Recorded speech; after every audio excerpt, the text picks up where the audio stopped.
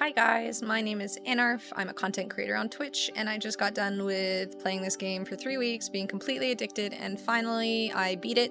So I wanted to make a guide for everybody who's still getting through it or just getting started. I'll have timestamps for the video. There will be things like base tips, pal tips, exploration tips, that kind of thing, so you can just click through to what you find most important, unless you want to watch the whole thing, which I'd appreciate.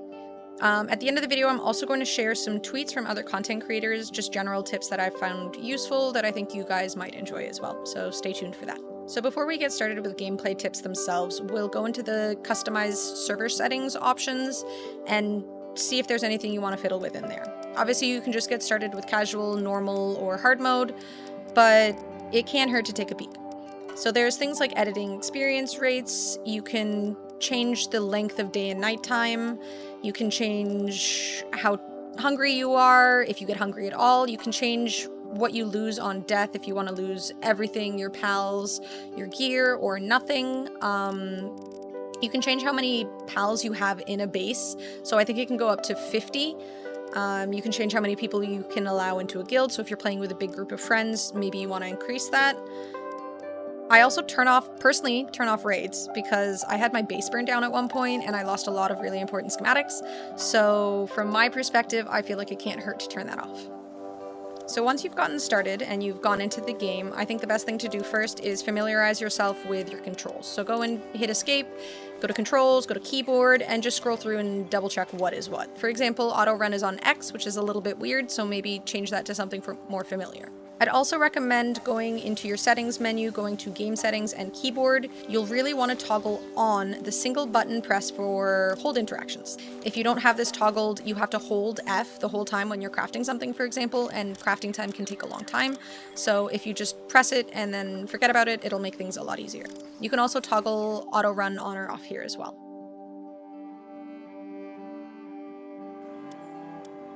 So just like most other survival games, Palworld has stat points. You'll want to focus on weight, HP, and stamina in that order. The others aren't quite as important. You'll get potions to level them up or worry about them late game. For example, with attack, your pals are going to be doing most of the work. You'll be collecting a lot of items throughout the game, so weight is really important. Health and stamina, obviously you're going to be running around, you're going to be getting attacked, so these are important as well, so allocate points as you see fit. So to learn recipes in this game, you are given technology points and ancient technology points as you level up or as you defeat bosses. I would recommend not putting all of your technology points into every single item that is unlockable right from the get-go. Things like decoration aren't necessary, so prioritize things that you need to progress missions or base building. There are also items in the technology tree that are unknown items. These will often be unlocked via catching different pals, things like saddles or weapons that they can use, so be sure to collect every pal that you can find so that you unlock all of these and figure out what they do. You'll also be finding technology books to increase your points, or ancient technology books through exploration, finding chests, going through dungeons. So by the end of the game, you will have enough points for everything.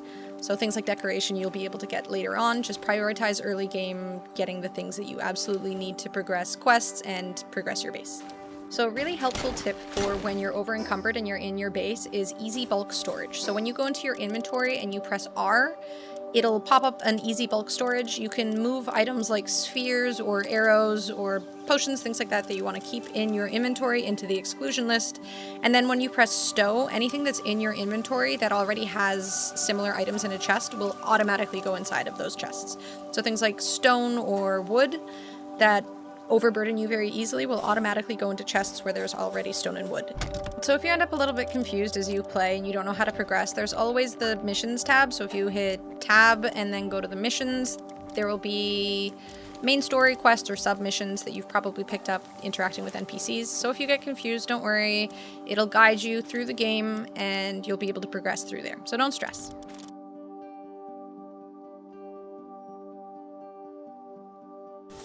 Okay, so the most important thing in this game is to explore. Explore, explore, explore. I'm showing you the Desolate Church, so I just picked up the fast travel point, and now I'm interacting with the merchant. The merchant here sells really important, useful things. He's got the first 2 items are accessory slots, so they'll increase the accessory slots in your inventory. You are by default starting with 2, so these will unlock the other 2. You unlock them from dog coins, which you find from chests and salvage around the map, that kind of thing. So keep them if you ever see them. Hoard them until you can come back to this NPC and buy those accessory slots. You can also buy handy books, you can buy star fruit. These are very important items, obviously to increase your pal's work efficiency or to increase their stats. There's also some cosmetics like little hats and stuff in this NPC, which is kind of fun.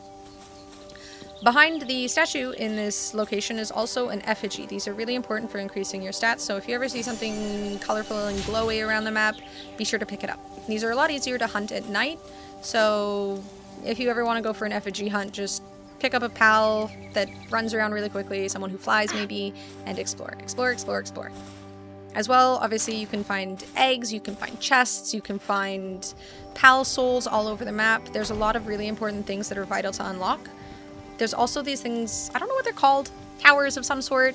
Some of them have hacks that you have to do to unlock them, some are just open, but these can give you really important schematics. Like in the video here, I unlock an epic crossbow schematic, which does, I think, well over 200 damage more than the default crossbow that you unlock in the technology tree.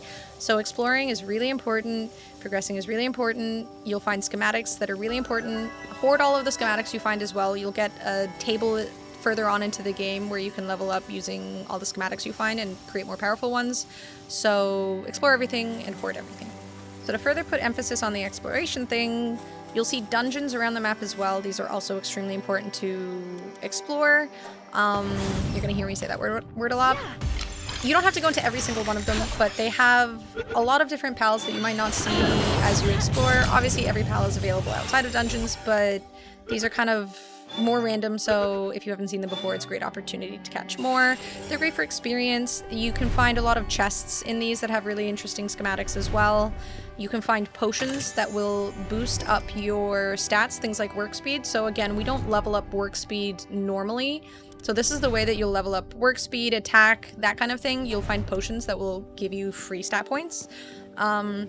So once you fight the boss at the end, you'll run to the end of the dungeon and there will be an exit option, but there's also 2 chests, and those 2 chests can have a lot of useful things. So be sure to explore the whole dungeon, grab all of the chest schematics, all of the work potions, yada yada yada, grab all of the pals you see in there, and if you see one, maybe mark it on the map and come back to it regularly because they do reset.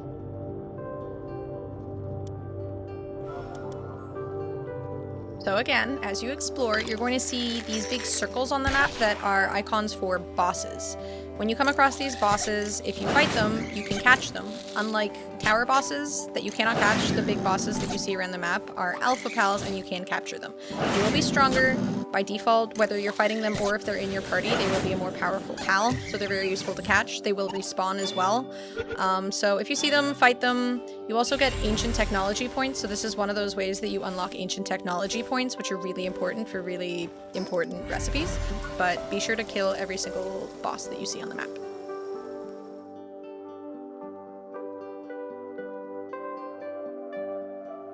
So the most important pal tip I can give you is to catch 5 pals of every pal that you see, especially early on in the game. This will give you a big experience boost, which helps obviously gain technology points, and you'll also unlock an effigy that you can use later at your base at the Statue of Power to increase stats. There will be a little yellow ball icon or sphere icon in your Palpedia for all of the pals that you've already caught 5 of to keep track, and there will be a little capture bonus on the right side that shows you which ones you've caught.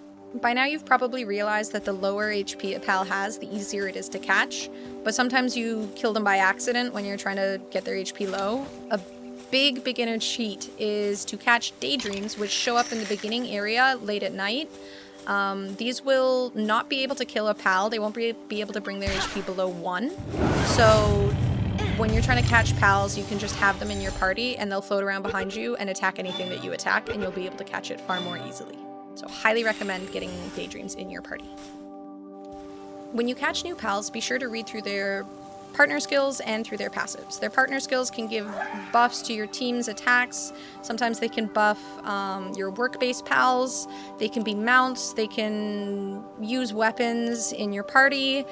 There's a lot of different effects that they can have that are very, very powerful and can make them stronger in battle or stronger in your base. And there are also passives, things that'll increase their work efficiency or their attack power and things like that. So I'm just going to show some on screen right now that are good for movement, for workers, or for combat.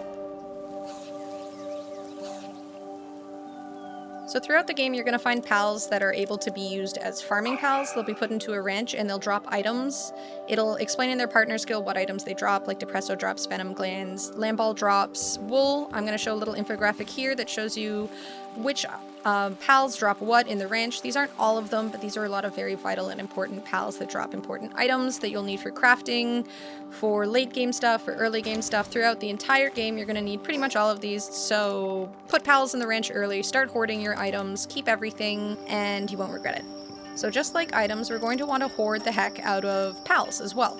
When you finally catch yourself a really strong pal, like here I caught a lucky Clovey, you can use the pal condenser to increase the stats of this pal by essentially feeding it other similar pals. So I'm using 8 different Clovies that I caught to increase its star level by 1. This increases its stats like its max health, its attack, its work efficiency as well.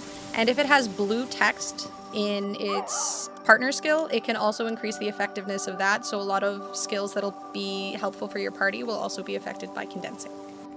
As I mentioned before, there are a bunch of pals in the game that you can catch that can be used as mounts. Early on, you can get things like the Rush or the Chillette, which is the first boss you'll likely come across, or the Ecthyrdeer, or I don't know how to pronounce it. Ecthyrdeer is what I say. I'm probably mispronouncing it, but these pals, you can go into the technology points, learn their saddle, craft the saddle. It'll show up in your inventory in the key items tab, and once you have these, you can summon the pal. You will hold F, and it will mount onto the pal, and you can ride this pal.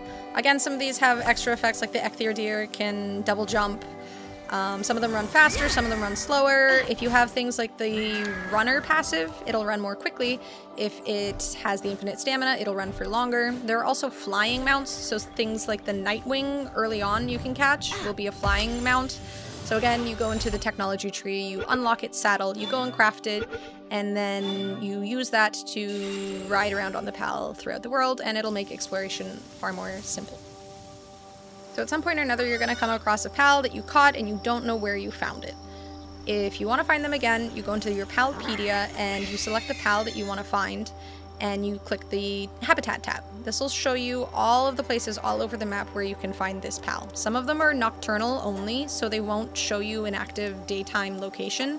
So click on the bottom right-hand side, or I think press R, and it'll switch between day and nighttime, and you'll be able to see exactly where they're located.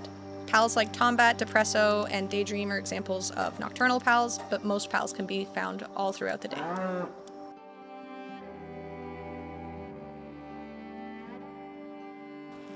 So the Statue of Power is where we use the effigies that we've collected around the map, and through collecting pals. So again, anytime you see something glowy and colorful around the map, be sure to collect it, because this will often give you a really big stat boost to different stats, things like movement speed, capture rate. I think there's ones for like defensive stats and things like that, but there's a whole variety of them, so anytime you see something glowing on the map, be sure to collect them. As well as pal souls, which you'll find all over the map on the ground.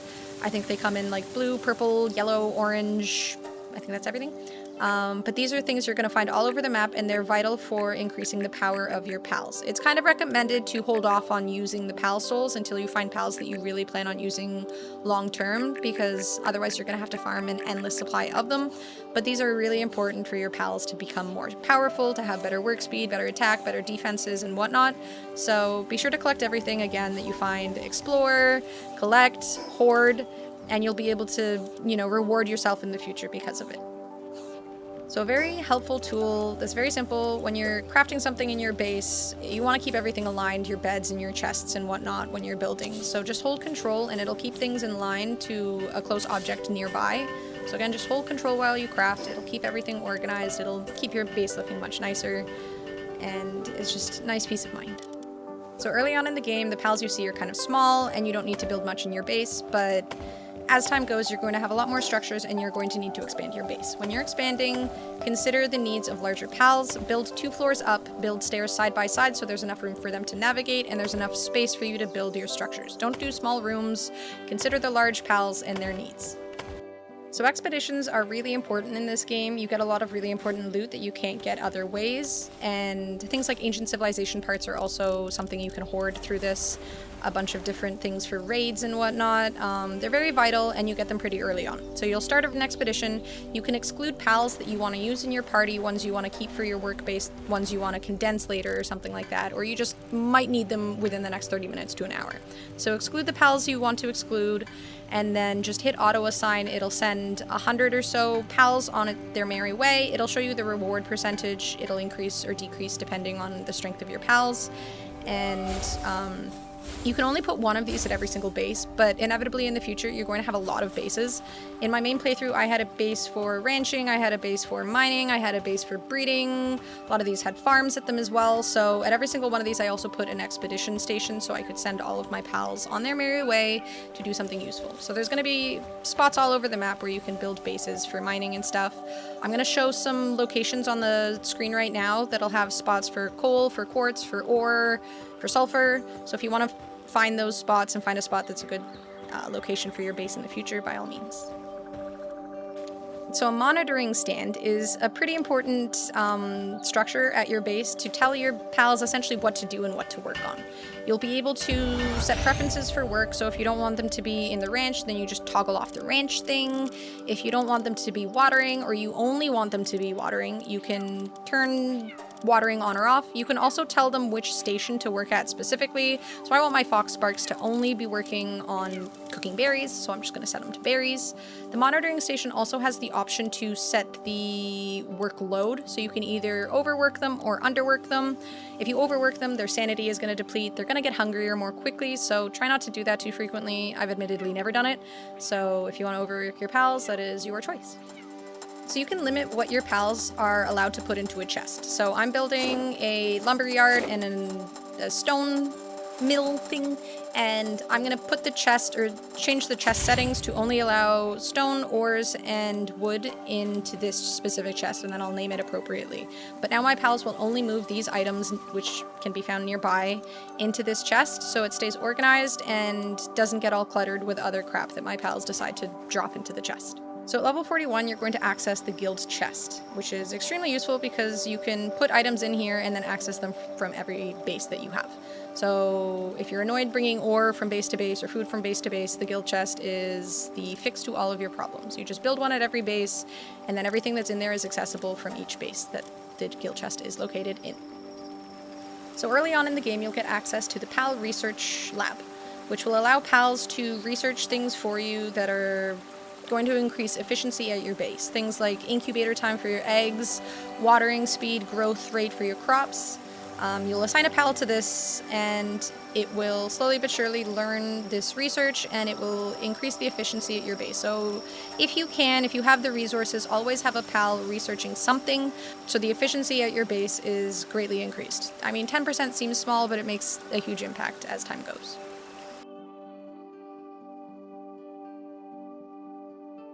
So if you're familiar with Stardew Valley, then you'll kind of be familiar with the fishing system in this game, but you don't just catch fish in the fishing game.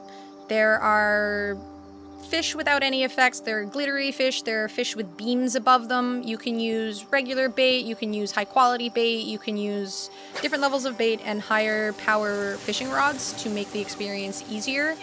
These locations can have anything from schematics to ore to really powerful fish that will have sometimes like legendary or rainbow passives that are really, really beneficial. They can be very difficult at the greater and master level fishing locations, so if they get frustrating, there are ways to make it easier outside of rods and fishing bait. There are pals that you can find and then condense and increase the power of their passives to make fishing go from hell on earth to an absolute breeze. So we'll go over that really quickly. Walaska Ignis, so the fire version of Walaska. There's a Gloopy, there's Jelliet, and there's Gelroy. So both Walaska and Walaska Ignis increase your capture rate when you start the actual fishing and make it easier to just finish the fishing process. Again, when you condense them, the blue effect becomes stronger, so you want to condense these pals for fishing effects. The gloopy will make it so if your bar isn't hovering over the fish, it will go down slower, so you'll lose the fish less quickly, which is, again, extremely vital. I would recommend Walaska, Walaska Ignis, and Gloopy as your main ones. Jelliet and Gelroy simply increase the items that you get through fishing. So Gelroy, I believe, gives you things through salvage, and Jelliet gives you items through fishing itself. So these are just helpful for reducing the need to fish regularly, and you get the items more quickly. But these are really, really, really beneficial for farming and for fishing. Thank you guys so much for watching. If you have other tips that can help other players, by all means leave a comment below. If you found this video useful, be sure to like and subscribe to my channel, and if you want to say thank you, you can leave a comment as well. I live stream about 5 times a week on this channel on YouTube, and I also stream on Twitch at twitch.tv/Annarf. Thank you guys again. I hope you found this guide helpful, and be sure to stick around for the last 3 minutes of this video because there will be some tweets from other content creators for tips and tricks that I think you guys would benefit from. Thank you guys again so much for watching.